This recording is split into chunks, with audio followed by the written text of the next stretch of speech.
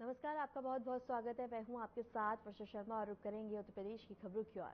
गोवर्धन पूजा के पावन अवसर पर उत्तर प्रदेश के मुख्यमंत्री योगी आदित्यनाथ ने एक ट्वीट कर प्रदेशवासियों को शुभकामनाएं दी और गौवन संरक्षण को लेकर राज्य और केंद्र सरकार के प्रयासों की जानकारी दी। उन्होंने कहा कि दीपोत्सव के 5 दिवसीय महापर्वों की श्रृंखला में गोवर्धन पूजा एक विशेष स्थान रखती है और इस दिन भारतीय परंपरा एवं कृषि संस्कृति की गूंज सुनाई देती है। मुख्यमंत्री ने अपने संदेश में कहा कि भारत की समृद्धि का आधार भारतीय गौवंश रहा है। प्रधानमंत्री नरेंद्र मोदी की प्रेरणा से देश भर में गोवर्धन योजना के अंतर्गत गाय के गोबर से बायो और एथनॉल बनाने जैसे अभिनव कार्यक्रम प्रारंभ किए गए हैं, जो गौवंश के संरक्षण और संवर्धन में बड़ी भूमिका निभा रहे हैं। उन्होंने बताया कि उत्तर प्रदेश में करीब 16 लाख गौवंश हैं, जिन्हें सरकार द्वारा अनुदानित किया जा रहा है। ये योजना खासतौर पर किसानों की फसल को नुकसान से बचाने और गौवंश को संरक्षित रखने की दृष्टि से शुरू की गई है। सीएम योगी ने यह भी कहा कि ग्रीन ईंधन के माध्यम से राज्य नेट जीरो के लक्ष्य की ओर बढ़ रहा है, जिससे न केवल पर्यावरण का संरक्षण होगा बल्कि भारत का धन भी बचाया जा सकेगा। उन्होंने सभी किसानों, पशुपालकों और प्रदेशवासियों को गोवर्धन पूजा की हार्दिक शुभकामनाएं दी हैं।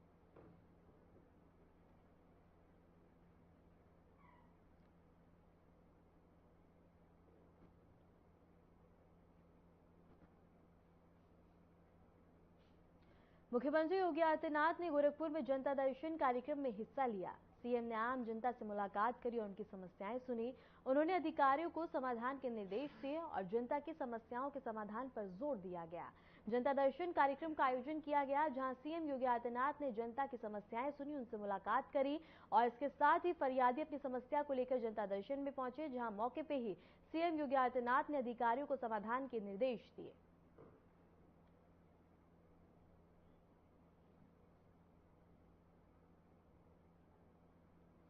खबर लखनऊ से है, जहां गोवर्धन पूजा के अवसर पर चौक स्थित ज्योतिबा फुले पार्क में एक भव्य पंचबागी महामुकाबले का आयोजन किया गया। इस आयोजन में खास बात यह रही कि उत्तर प्रदेश के उप मुख्यमंत्री ब्रजेश पाठक और राज्यसभा सांसद दिनेश शर्मा भी साथ पेच लड़ाते हुए नजर आए। कार्यक्रम में पहुंचे डिप्टी सीएम ब्रजेश पाठक और सांसद दिनेश शर्मा ने प्रतिभागियों का हौसला बढ़ाया और खुद भी मैदान में उतरकर पंतग उड़ाई। दोनों नेताओं ने पतंगबाजों के साथ खुलकर समय बिताया और इस परंपरागत खेल को आगे बढ़ाने की सराहना की। उन्होंने सभी उपस्थित लोगों को गोवर्धन पूजा और दिवाली की शुभकामनाएं भी दी और स्थानीय नागरिकों और बच्चों में नेताओं को अपने बीच पाकर खासा उत्साह देखा गया।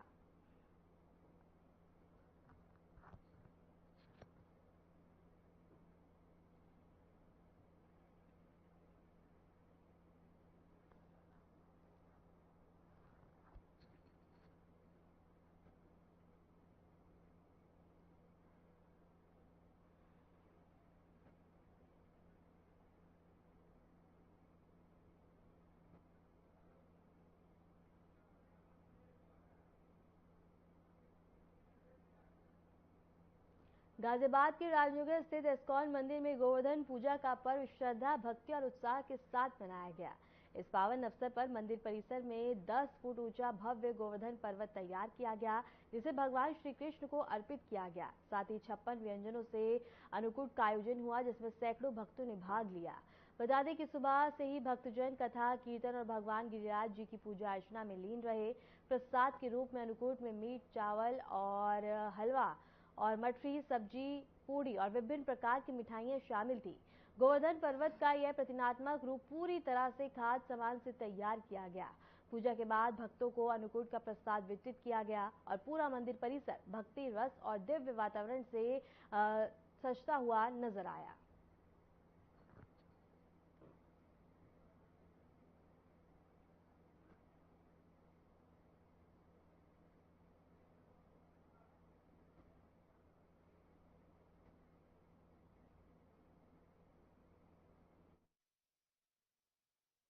तो आप सभी को गोवर्धन पूजा की हार्दिक शुभकामनाएं, हार्दिक धन्यवाद, आभार। और जैसा कि देख रहे हैं, सुबह से कथा कीर्तन भगवान श्री गिरिराज जी के बारे में चल रहा है और अंदर इतने बड़े गिरिराज जी बनाए गए हैं अन्नकूट के, जिसमें मीठे चावल, खीर, हलवा, सब्जी, मिठाइयाँ, मठरी सब कुछ आपको देखने को मिल रहा है। और जहाँ तक रही श्रद्धालुओं की आने की बात, तो उनका कोई काउंटिंग नहीं है, क्योंकि रात को 1 बजे तक यहाँ पे श्रद्धालु आते रहते हैं भगवान की परिक्रमा करने के लिए और भगवान का प्रसाद पाने के लिए। देखिए हर फेस्टिवल में तो व्रत होता है, उपवास किया जाता है, लेकिन गिरिराज जी को खाना बहुत प्रिय है। तो जो भी खाने वाला पदार्थ है, जो खाने योग्य पदार्थ है, वो भगवान को अर्पित करें, उनकी परिक्रमा करें, उनसे उनकी पूजा करें और उनसे प्रार्थना करें कि वो अपनी कृपा भक्तों के ऊपर बनाए। श्री कृष्ण की नगरी वृंदावन के कृष्ण बलराम इस्कॉन मंदिर में गिरिराज पूजन का दिव्य आयोजन श्रद्धा और भक्ति के साथ संपन्न हुआ। मंदिर परिसर हरे कृष्ण हरे राम की धुन से गूंज उठा। देशी और विदेशी भक्त नृत्य करते हुए बता दें कि कीर्तन में डूबे हुए नजर आए। इस विशेष धार्मिक अवसर पर अमेरिका, रूस, ऑस्ट्रेलिया, जर्मनी, ब्राजील समेत कई देशों से आए इस्कॉन अनुयायियों ने गिरिराज महाराज की पूजा अर्चना की। सैकड़ों भक्तों ने नृत्य और बता दें कि कीर्तन के साथ भगवान को समर्पित अपनी भक्ति को दर्शाया।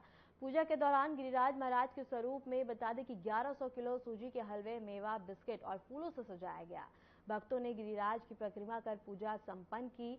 भव्य अभिषेक के बाद आरती हुई, जहां श्री गोवर्धन महाराज तेरे माथे मुकुट बिराज जैसे भजनों से माहौल को भक्तिमय बना दिया। पूजा के बाद श्रद्धालुओं को हलवा प्रसाद भी वितरित किया गया। इस्कॉन वृंदावन के अध्यक्ष और इसके साथ पीआर प्रभु की उपस्थिति में यह आयोजन अत्यंत शांति और उल्लास के साथ संपन्न हुआ।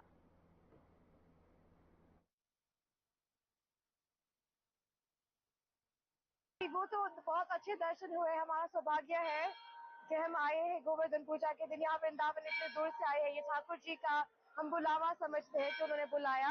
अभी तो बहुत अच्छे दर्शन हुए। थोड़ी भीड़ है मंदिर में, लेकिन ये भीड़ में भी आनंद है कि इतने लोग आए हैं गिरि गोवर्धन की पूजा के लिए।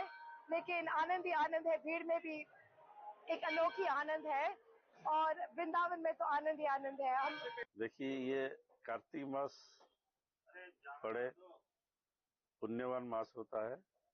पूरे साल का जो कार्तिक मास होता है बड़े पुण्यवान मास होता है। इसी कार्तिक मास में ही हर तरह की पर्व पर्वाणी होते हैं, जैसे दीपावली, गोवर्धन पूजा, आला नवमी, गोपाष्टमी, कार्तिक पूर्णिमा, ऐसे सब अच्छे पुण्यवान सत्य बड़े बड़े पर्व पर्वाणी जो कार्तिक मास में ही होते हैं, जो कि आज गोवर्धन पूजा इसकी तरफ से बड़े धूमधाम से पालन किया जा रहा है। तो सर्वप्रथम इसी गोवर्धन पूजा के अवसर पर मैं सभी को बधाई देता हूँ। और आज गोवर्धन पूजा के अवसर पर मंदिर में सुबह से अब तक प्रोग्राम चल ही रहा है।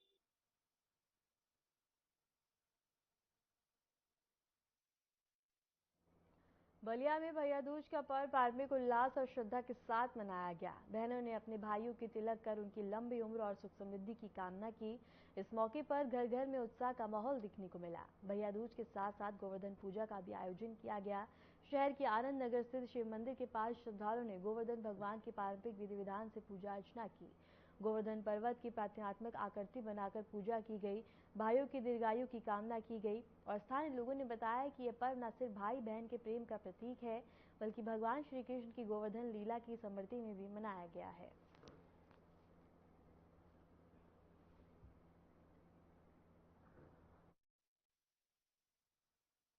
बहनें अपने भाई की लंबी उम्र की दुआ करती हैं, उनके सुख समृद्धि के लिए प्रार्थना करती हैं गोवर्धन भगवान से और उनके लिए मतलब लंबी उम्र की दुआ मांगती हैं। बहनें बिना पानी पिए ही पहले उनको सरापती हैं। एक तरह से पहले उनको मारती हैं, फिर उसके बाद से गोवर्धन भगवान की पूजा करने के बाद उनके लिए लंबी उम्र की दुआ मांगती हैं, उनकी पूजा अर्चना करती हैं, आरती करती हैं और उनके लिए लंबी दीर्घायु, सुख शांति समृद्धि की प्रार्थना करती हैं।